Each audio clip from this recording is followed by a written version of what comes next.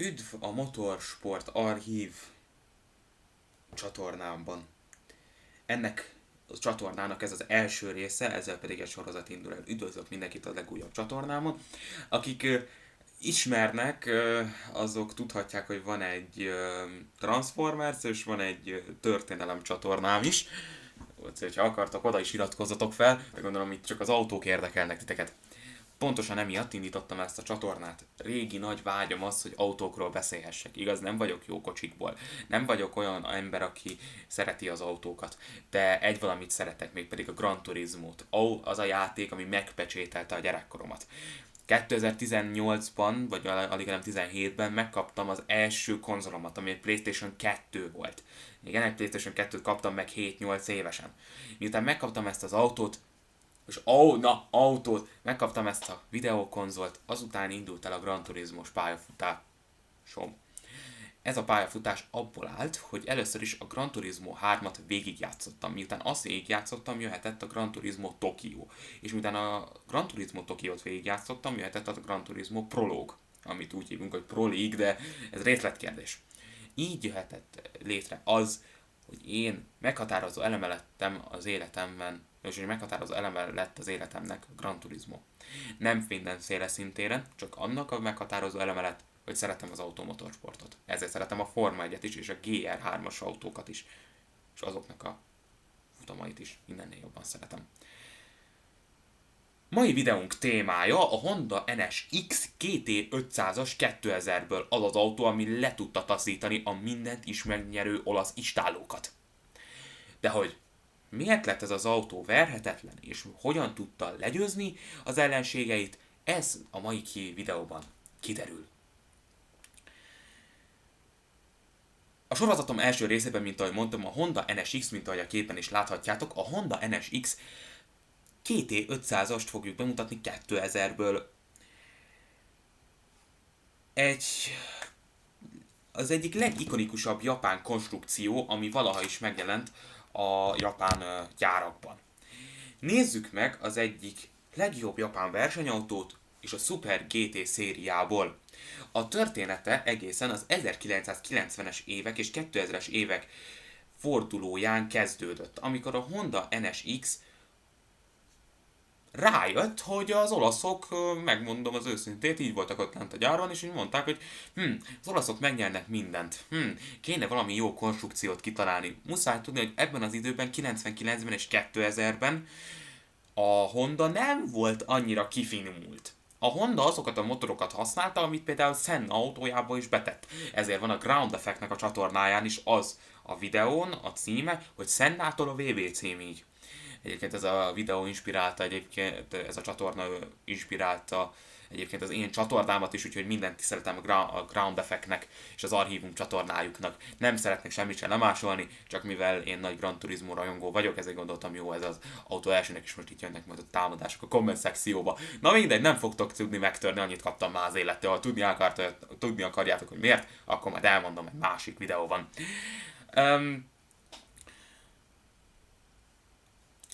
Szóval rájöttek ugye a Hondába, hogy a versenypályát dominálják a német és az amerikai, illetve olasz autók, és főként az olasz autók. Azt tudni kell egyébként, hogy az olaszok abban az időben nem gyártottak rossz kocsikat. A Lamborghini és Ferrari autók tökéletesek voltak versenypályára, de egy valamire nem voltak jók, még pedig arra, hogy lemenjél a polti sarokra vele kenyérre. Tehát ez nem volt tudatosan kifinomult, és tudni kell a japánokról, hogy kifinomultan konstruálták az autókat. Hogyha szabad így mondanom, a japánok különlegesek voltak az autógyártásban. A GT500-as kategória célja a maximum teljesítmény, aerodinamika és a versenybírói szabályoknak való megfelelés kombinálása volt.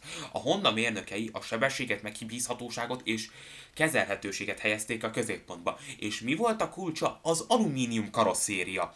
A japánok úgy számoltak ezzel, hogyha van egy alumínium vonatunk, ami 300 km/h-val megy, és hogyha bennül egy utas és nem érzi azt a 300 km/h, akkor egy autónál ugyanúgy kell működnie. Így jött létre a Honda NSX-nek az alumínium karosszériája. Minél könnyebb egy autó, minél nagyobb a lóerő és összkerekes, annál jobb. Igaz, ez az autó hátsókerekes volt, de végül is az egyik, ha nem a legjobb konstrukció volt ebben az időszakban. Persze a Pennzoil Skyline mellett. A második részben meg fogjuk tudni, hogy a Pennzoil Skyline miért volt jobb korábbi elődjeinél, és miért volt az a Pennzoil Skyline, miért volt az az autó, ami letaszította a trónról az összes kocsit. Az NSX GT 500-as motorja egy 3 literes V6-os turbófeltöltős nélkül teljesen versenypályára hangolt erőforrás volt, amely körülbelül 500 és 520 lóerőt adott le a kategória előírásainak megfelelően. A Gran Turismo egyébként nem tudom mennyi a lóereje, majd meg fogom nézni ma, de ha jól tudom nem annyira erős Gran Turismo-ban. A hajtáslánc hátsó kerék meghajtás volt, 6 sebességes váltóval rendelkezett, precíz váltásokkal. Igen, hátsó kerekes volt. Ez nem egy rally autó volt, hogy összkerekes volt, de hiába hátsó kerekes egy autó, hogyha jól van összerakva, hogyha egyszer összeáll a csomag az autó alatt, vagy a versenyző alatt, akkor hibátlan. A felfüggesztése és az alvázát teljesen versenypályára optimalizálták. Dupla keresztlengőkar, adaptív lengéscsillapítás és karbon elemek a könnyű súly érdekében. Aerodinamika, nagyméretű hátsó szárny, diffúzor és alacsony légellenállású karosszériája, amely lehetővé tette a maximalizálási lóerőt. Ez az autó talán az egyik legjobb volt. És a japánok, mondom, különlegesek voltak az autógyártásban, mert nem olyanok voltak, mint az amerikaiak, hogy lóerő, és akkor majd lesz valami, hanem nem, a japánok, hogyha már csinálta, Hitlernek a közmondását tudom alkalmazni, hogyha csinálsz valamit, akkor csináld normálisan. Igen, tényleg ezt mondta. Csak éppenséggel ő nem csinálta azt, amit kellett volna. Mindegy. Bocsánat. Politikai és versenyzés, természetesen a politikának is szónak kellett, hogy jöjjön a versenyzés közben. Az NSX GT 500-as versenyzői között kiemelkedtek Roy Mahimi, Toka Korsva, nem tudom, hogy jól mondom meg ilyen nevüket, sajnos kirúgtak a japán szakról még mielőtt elvégezhettem volna, és Kostuko Kanishi. Mindannyian a Super GT egyik legjobb pilótái voltak, és a Honda mérnökeivel együttvéve folyamatosan finomították az autót beállításait, a pilóták kiemelték a stabil kanyarvételét, gyors reagálását és hátsó kerekes meghajtásban rejlő kontrollt, ami lehetővé tette a győzelmeket. Ezt mondtam, hiába lehet egy autó hátsó kerekes, hogyha összeáll a csomag a versenyző alatt, akkor tökéletes lesz.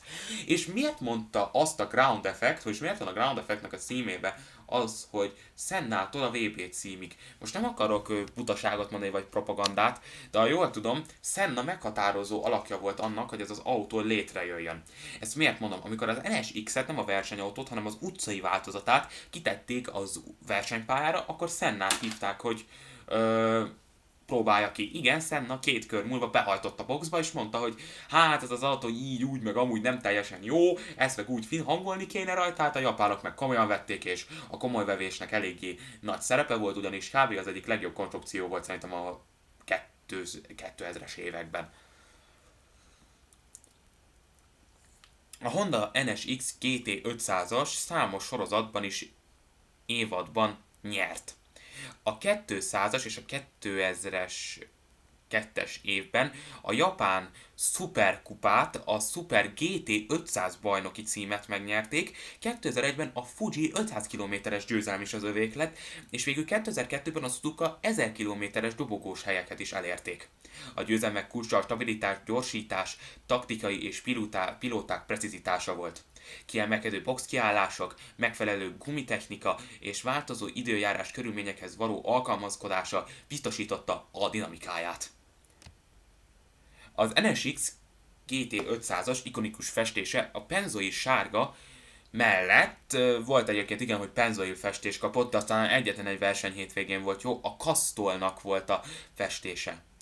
A Magnen vagy a Hondás fehér-piros kombinációja voltak, amely a Super GT alakulatára képviselték. Limitált szériása a GT3 és a GT 500-as festések a Gran Turismo-ban is megvannak. Lehet egyébként váltogatni egyébként. Neon sárga lila csíkok, ez a GT3-ban volt meg. Különleges jubileum festés, a GT7-es festések, ezek mind megvannak. Hogyha gondoljátok, nézzétek meg. Hogyha tehát bementek a GT autóba, és akkor a library-be bementek, és miután ott van load library, és akkor ide beírjátok a retro fest, és egyből kidobja. Festések nem csak esztétikai szempontból, hanem szponzori és versenyidentitási szempontból is jelentősek voltak. De emellett, hogy az autó tökéletes volt, elment évekig, a mai napig beindítod, olyan, mint egy T34-es el tud indulni. De mi volt az érdekessége ennek az autónak? A Gran Turismo-ban egy kisebb szerepet is kapott. Igen, be volt a Gran Turismo-ban is a játék, vagyis az autó a játékban. A Honda NSX GT500-as a Gran Turismo játékokban is legendásá vált. A GT3-ban első megjelenése ikonikus versenyautóként. Ha jól tudom, valami 2,5 millióba volt az ára, ha jól tudom, én ezt nem vettem meg ezt a kocsit. A Gran Turismo Tokyo tuning és fejlesztési lehetőségeket adott. A Gran Turismo Pro League-ban profi bajnoki részvétel virtuális pilóták használatának. A Pro League egyébként csak azért volt fontos, mert ott tanultad a vezetést. Tehát ez arra volt ráhangolva, hogy a Tokiót és a Gran Turismo 3-at utána meg tud csinálni. És a Gran Turismo 7-ben végre újra visszatért, kb. 20 év kihagyás után, konkrétan, újra visszatért jobbilalom festésekkel és kihívásokkal. Rengeteg online versenyzőtől lehet ezt hallani, hogy a gyorsasága, a precizitás és a japán automotorsport szimbóluma lett, és a japán autóknak még volt 3 darab olyan autója, ami ugyanilyen volt. Mégpedig a Pennzoil Skyline és még a Subaru WRX, ami letaszította a trónról a mindent megnyerő olaszokat. Igen, a WRX az mostani autó, de a Pennzoil és a Honda azok ezeknek az autóknak volt a fő elemük. Az az igazság, hogy a 2000-es évek elején a japánoknak volt a Mitsubishi, a Subaru és a Nissan. Ezek voltak bent úgymond a versenyszériákba, így nem volt kérdés, hogy a Hondának is be kell szállnia. A Honda ezzel rávette magát arra, hogy szálljunk be egy olyan autóval, ami szétveri a mezőnyt, letaszítja a mindent megnyerő olaszokat a trónról, és egy olyan autót teszünk be a versenyzők alá, amiket még évszázadok után is áhítottan fognak emlegetni. Úgy tűnik, hogy ez az autó elnyerte méltó nyutalmát, mint hogy a motorsport kultúra szimbóluma lett. És utána néztem, a Gran Turismo 8-ban is benne lesz majd, illetve most már elkezdték csinálni a Forza Horizon 6-ot, és Japánba lesz. A Forza Horizon 6-ban pedig benne lesznek majd ezek az autók, a Pennzoil Skyline, a Honda NSX GT500-as és még sok más japán legendás autó. Úgyhogy készüljetek fel, kapcsoljátok be biztonsági öveteket, mert ez az autó legendáról legendára, évtizedről évtizedre csak ikonikusabb lesz. A Honda NSX GT500-as nem csak egy autó volt, fejlesztési, versenyzés, győzelmek, különleges festések, a Gran Turismo szerepe mind hozzájárultak ahhoz, hogy az NSX GT500-as örökké maradjon a rajongók szívében. Köszönöm, hogy megnéztétek ezt a videót, további tartalmakért nyomjatok egy lájkot, iratkozzatok fel a csatornámra, illetve írjátok le a kommentbe, hogy mit szóltok ehhez, hogy a Pennzoil Skyline lesz a következő videóban. Tudom, egy kicsikét sokat hadartam, de remélem, hogy tetszett a videó, és ha igen, akkor örülök neki, ha nem, akkor is, mert legalább volt, aki vette a fáradtságát, azt megnézte, és szeretném hangsúlyozni, hogy osztrákokat nyugodtan nézzék meg a videót, igaz, hogy semmit nem fognak érteni abból, amit itt összehadartam, de én örülök, hogy tudtam egy ilyen videót csinálni. Légy szíves, ne osszatok ki a hozzászólásokba, 15 éves vagyok, elég érzékeny vagyok, és most pont ezért fognak engem kiosztani majd a hozzászólásokba. De semmi gond, csináljatok, amit akartok, úgyse tudtok engem megkínozni kamerán keresztül. Szóval a Motorsport Archív következő epizódjában újabb ikonikus autót mutatok be, ami az én forgatókönyvemben a Pennzoil Skyline lesz, de akarjátok, még a Lancia Deltáról is tudok csinálni videót, vagy akár a Forma 1-es autókról, vagy Forma 1-es pilótákról, vagy rally versenyzőkről, bárkiről tudok videót csinálni. Úgyhogy köszönöm, hogy itt voltatok, legyetek jók! Addig is. Sziasztok!